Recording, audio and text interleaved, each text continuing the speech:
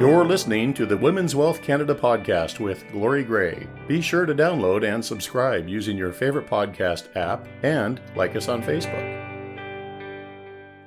Are you going through a life transition and need to find a wealth advisor to manage your investments? You don't have to feel discouraged wondering how to find the right one. Grab my free guide, 12 Smart Questions to Ask When Interviewing a Wealth Advisor. This guide gives you all the questions and why you should ask them. Just go to glorygray.com, pop in your email address, and we'll send it right to your inbox. Hi everyone, I'm Glory Gray, and welcome to the Women's Wealth Canada podcast. I have some happy news on the personal front today. Many of you know my husband, Squatch. Now, that's not his real name, by the way, and there's a funny story behind that name, but here on the podcast, he's known as Squatch. Anyway, Squatch was planning on retiring in 2027, but a while back, he asked me what I thought about him retiring as soon as possible instead. He had a good income, but it was a very stressful job. It affected his health.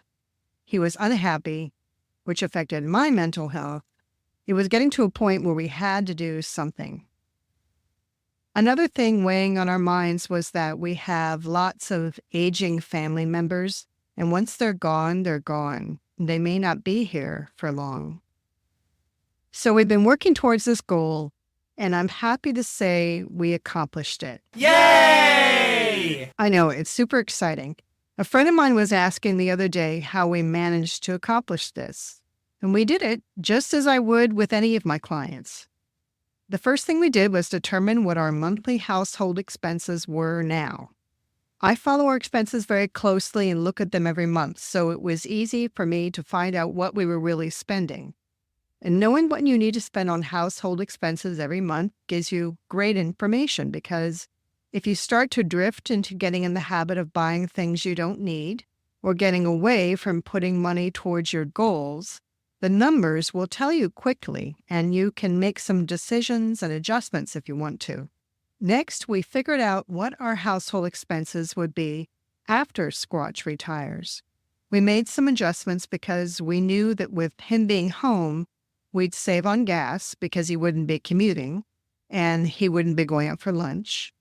We also saved a bit on clothes. We decided to defer a few big renovations on the house for a few years until his pension starts coming in. But we added a larger travel budget than what we had before, because if Squatch wasn't working, we'd have time to visit family more, and as I mentioned, that was one of the main reasons he wanted to retire early. So we knew what money was going out. Now we had to figure out what we needed to come in over the next 2 years. My financial planning business continues to grow, so we made our best estimate as to what income it would be bringing in. Then we estimated how much money we would need to take from our savings and other investment accounts for the next 2 years until Squatch starts receiving his pension. Once we knew what that amount was, we started saving, putting away as much as we could, as fast as we could. Some went into the savings account, and some went into Squatch's RRSP account. For the savings account, I like EQ Bank. They have great rates, and it's easy to transfer what you need online back and forth between the savings account and the checking account at our bank.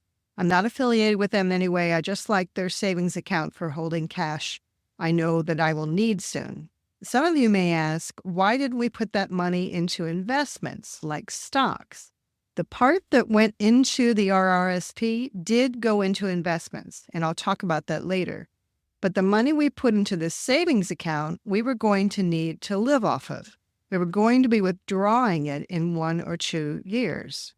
And you may have heard me talk about my waterfall theory of retirement income planning. If you have, you know that I believe any money you're going to need to access in the next 2 years, certainly the next year, you should have available in cash. If you haven't heard about my waterfall theory, listen to Season 1, Episode 7, A Girl Needs Cash Part 2, and learn more. Okay, so we started socking money away into the savings account and also into Squatch's RRSP. Now, why didn't we just put the money into a savings account? And there's 2 reasons for this. One, we still needed to continue to save for our later retirement years. We need that money to be tucked away where it can grow. The second reason is that by putting money into an RRSP, we have more money going to work for us. We'd have more money working for us because there are tax advantages to an RRSP. And we'll talk about that in a minute.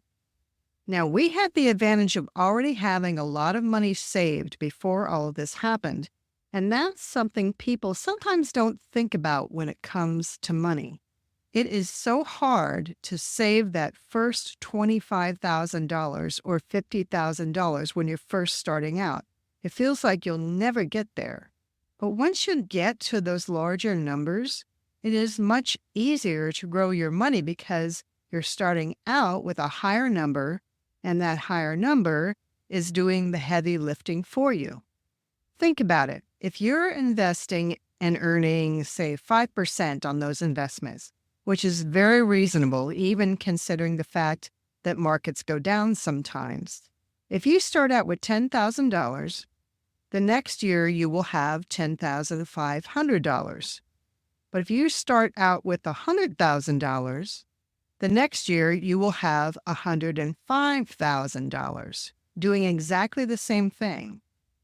The following year, you would have over $110,000 versus $11,000 if you started out with $10,000. This is the reason why we always talk about the importance of starting as early as you can to save. And it's why Squatch and I knew it was important to save as much as possible so we could grow faster during a time when we would not be able to add much money to our retirement savings. So by planning, saving, and being mindful in our spending, we were able to accomplish the goal of retiring Squatch earlier than we had planned. We used to have a business together that we ran from home, so we're accustomed to both of us being home. I had people ask me this, if we're going to drive each other crazy, but we are both so much more happy now that he is home. Honestly, I would eat Kraft dinner every night if it meant he could stay home, but it's a lot more comfortable doing it the way we did, with a little planning and a lot of saving in advance. But we still have a retirement to plan for, just like you. We still need to grow our retirement accounts. So I thought we could talk today about the 10 must-know answers to your RRSP questions.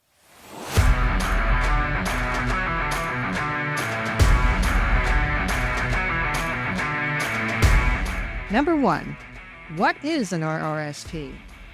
And there are many times when I've been told by someone, I invest in RRSPs, but I don't invest in stocks or mutual funds. And after asking them a few more questions, it's clear to me that many people think an RRSP is an investment itself. An RRSP is not an investment or a security. It is an envelope or a basket in which you put investments. An RRSP, or Registered Retirement Savings Plan, is a type of investment account designed to help Canadians save for retirement while offering tax benefits. It's an account. It's not the investment itself. Think of it as a tool that allows you to set money aside for your future and along the way get a break on your taxes. When you deposit money into your RRSP, it lowers your taxable income for the year, which means a smaller tax bill for you. For example, if you earn $60,000 and deposit $5,000 into your RRSP account, when you file your taxes, you're only taxed on $55,000, not the $60,000 you earned. And the best part? Your money also grows tax-free inside the RRSP. And that means any interest or dividends or capital gains stay untaxed until you withdraw the funds in retirement, when you're likely not paying as much in taxes because you're not working at that time. Number 2, how do RRSPs reduce taxes? As I mentioned, when you contribute to an RRSP, the amount you contribute is deducted from your taxable income, meaning you pay less tax for the year. For example, if you make $80,000, contribute $10,000, you're only taxed on $70,000. And the magic happens inside the RRSP too. Your investments are growing tax-free. Whether you're investing in mutual funds or GICs, you won't pay any tax on any gains while that money stays inside the account. And when you withdraw it in retirement, it's taxed at that time. The idea is that you're likely earning less money then because you're no longer working, so you'd be taxed at a lower income tax rate. And one other neat feature of RRSPs is the ability to carry forward what's called unused contribution room. Now, there's a limit to how much you can deposit into your RRSP in a given year. It's called the contribution limit for that year. If you don't get a chance to make a deposit into your RRSP in any given year, the amount of the contribution limit for that year gets rolled over and your contribution room builds up. So if you miss 1 year of your contribution limit and the next year of your contribution limit, you start building up contribution room. If you don't max out your contribution limit in 1 year, that room doesn't disappear. It rolls over, giving you the opportunity to contribute more in future years, which can further reduce your taxable income in those future years. Number 3, what is the amount of the RRSP contribution limit? The RRSP contribution limit is based on 18% of your earned income from the previous year up to a cap. For 2025, that cap is $32,490. So if you earned $60,000 last year, your limit for this year would be 18% of $60,000 or $10,800. If you're part of a pension plan, your contribution room is reduced by what's called a pension adjustment, and you'll find that amount on your tax slip at the end of the year. If you didn't max out your contributions in previous years, any unused room carries forward, so you can catch up when you're able to. But be careful, over-contributing beyond your unused room results in penalties. Number 4, when is the deadline to contribute to my RRSP? The RRSP contribution deadline is one of those key dates to mark in your calendar, especially as tax time approaches. The deadline is usually around the first 60 days of the year following the tax year. For the 2024 tax year, the deadline to contribute is March 1st, 2025. Any contributions made by that date will reduce your 2024 taxable income, potentially lowering your tax bill or boosting your refund. If you miss the deadline, your contributions will count for the next year, the 2025 tax year, not 2024. If you're unsure about the amount of your contribution room, check your CRA notice of assessment that you will have received last spring after your taxes were filed.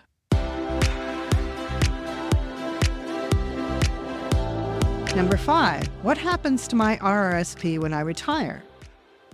When you retire, your RRSP doesn't just disappear. It's converted into a registered retirement income fund, commonly known as a RIF. This allows you to start withdrawing regular income with the added bonus of continued tax-deferred growth inside the RIF account. However, the government requires you to take a minimum withdrawal each year based on your age, and these withdrawals are taxed as income. You can always withdraw more than the minimum you need to, but those extra withdrawals will also be taxed as regular income. You can consider options other than a RIF, like buying an annuity. An annuity is a financial product that gives you a guaranteed fixed income for a certain period of time. Annuities can provide stability and predictability, but I rarely see them because most people want more flexibility and the potential for higher returns on your investments, and annuities are fixed contracts. Number 6, how do RRSP withdrawals work? When you retire and start withdrawing from your RRSP, the key thing to remember is that these withdrawals are taxed as income. So whether you're withdrawing through a RIF for regular income or taking a lump sum, you'll pay taxes based on your total income for the year. Now, let's say you had an RRSP. You had not turned it into a RRIF yet, and you wanted to make a lump sum withdrawal. When you make a withdrawal, your financial institution will withhold a portion of the withdrawal for taxes right away. The withholding tax outside of Quebec, which is different rules, depends on the amount of the withdrawal. For withdrawals up to $5,000, 10% tax is withheld. For withdrawals between $5,000 and $15,000, 20% tax is withheld. And for withdrawals over $15,000 at a time, 30% tax is withheld. And this means that, for example, if you withdraw $10,000 from your RRSP, 20% or $2,000 will be withheld for taxes right away. So you'll receive $8,000, not $10,000. However, this withholding tax is just a prepayment of your income tax for the year. You'll still need to report the withdrawal on your tax return, and your final tax liability will depend on your other total income for the year. If your total income, including that RRSP withdrawal, is low enough, you might get some of that withheld tax that you paid up front back when you refile your return. But if your income is higher, you can end up owing more in taxes. Number 7, can I use my RRSP for something other than retirement? Yes, you can. In certain circumstances, you can, and you don't have to pay taxes. If you're buying your first home, the home buyer's plan lets you withdraw up to $60,000 tax-free as long as you repay it over 15 years. Your spouse and you can each take out $60,000 if you both have RRSPs to withdraw from. The Lifelong Learning Plan allows you to take out $20,000 for education for you or your spouse, with repayment over 10 years. You do have to attend school full-time to qualify, though, and they want to make sure it's an accredited school. But if you withdraw funds for any other reason outside of these two special plans, keep in mind that RRSP withdrawals are taxed as income. Plus, you lose the benefit of that tax-deferred growth, so always consult a financial advisor before making a move. Number 8, should I contribute to an RRSP or a TFSA, which is a tax-free savings account? If you have an income of more than about $50,000, an RRSP is likely your best bet because you'll save so much on taxes. If you earn less than $50,000, a TFSA makes more sense to use as your main savings vehicle. And once you start making more than $50,000, switch to an RRSP so you can divert more of your money away from the CRA and into your own pocket. And once you've maxed out the amount you can save there, start saving extra in the TFSA. Number 9, what happens to my RRSP if I pass away? When you pass away, the RRSP will be included in your estate and subject to taxes, but it can be transferred to a spouse or common law partner tax-free, or to other beneficiaries with certain tax implications. When it comes to your RRSP and what happens if you pass away, it's so important to have a plan in place to help minimize the tax impact on your loved ones. So let's go through the different scenarios. If you have no beneficiary listed on your RRSP account, the funds will go through probate and income taxes will be due when your executor files your estate's final tax return. If your spouse is the beneficiary, they can roll it over into their own RRSP or RRIF. It will not be part of probate, and they don't have to pay taxes on it until they withdraw the money. If the beneficiary is a child or sibling or someone else, the funds will go directly to them, avoiding probate. But the full amount gets taxed in your final tax return after your death. So it would be smart to have enough funds set aside to pay those taxes. A life insurance policy is an excellent way to do this because the funds go direct and they're tax-free. Here's a real-life example of this. An acquaintance of mine had no spouse So he named his sister as beneficiary on his RRSP. He named a friend as his executor on his will. And when this acquaintance died, the executors sent all the funds from the RRSP to the sister without holding any of the funds back. He didn't realize that the estate would have to declare the entire amount of the RRSP as income and pay tax on that entire amount. When the executor went to the sister and asked for the cash back to pay for the income taxes, she told him to go pound sand. And this left the executor, as part of his fiduciary duty, personally responsible for the taxes. He worked with the CRA to have them go after the sister for the funds, not him, but it was quite a mess. So if you do not have a spouse, you will need to carefully consider your beneficiary and make sure enough money is set aside to pay income taxes on your final return. Number 10, how can I transfer my RRSP to a different financial institution? Great question. We handle these all the time in our office when we have clients with RRSPs who want to transfer them to us to have us handle their investments. The good news is transferring your RRSP to another institution is possible, and it's actually a relatively straightforward process.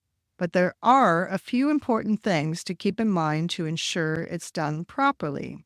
First, it's important to understand that transferring your RRSP to a new institution is not the same as withdrawing the money. If you were to walk into your bank and say, I want to withdraw the funds in my RRSP, with the idea that you would deposit them into another RRSP next week, you'd face taxes on that amount, and that could lead to a big tax bill. But a transfer is different. When you transfer your RRSP, you're simply moving the money between financial institutions without triggering any taxes. The funds remain sheltered within the RRSP and continue to grow tax deferred. And the two institutions handle it all for you. Our back office talks to the back office of the old financial institution, and the transfer is made tax-free. I wanted to let you know that our office is accepting new clients this year. So if you live in Canada and want to get serious about getting your financial house in order, go to glorygray.com and get in touch with me. If this podcast helped you, please subscribe, leave us a positive review, and tell others about it so we can help them too. I'm Glory Gray, your personal trainer for financial fitness, telling you to take charge of your finances, plan for the future, but most of all, enjoy today. And bye for now. This podcast is for informational purposes only and should not be construed as investment, tax, or legal advice. It is not an offer to sell or buy, or an endorsement, recommendation, or sponsorship of any entity or security cited. Mutual funds offered through Portfolio Strategies Corporation. Other products and services provided through Glory Gray Wealth Solutions.